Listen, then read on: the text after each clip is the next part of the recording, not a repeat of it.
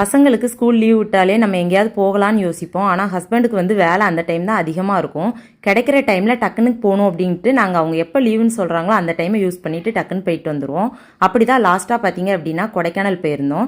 சரி ஓகே, இப்போ அடுத்த மாதம் எண்ட் ஆகிட்டு அடுத்த மாதம் ஸ்கூல் ஓப்பன் ஆகுமே அப்படின்னு யோசிச்சுட்டு இருந்தோம். ஹஸ்பண்டுக்கு வந்து வேலை அதிகமாகிடுச்சு. இன்னைக்கு அக்கா வீடு காங்கிரீட் அப்படின்னோடனே சரி ஓகே அப்படி போயிட்டு வரலாம் அப்படின்னு சொல்லிட்டு கிளம்புனோம். சரி ஒன் டே ட்ரிப் மாதிரி இதையாவது போயிட்டு வரும் அப்படின்ட்டு இன்னைக்கு ஃபுல்லாக அங்கே தான் ஸ்டே பண்ணியிருந்தோம்.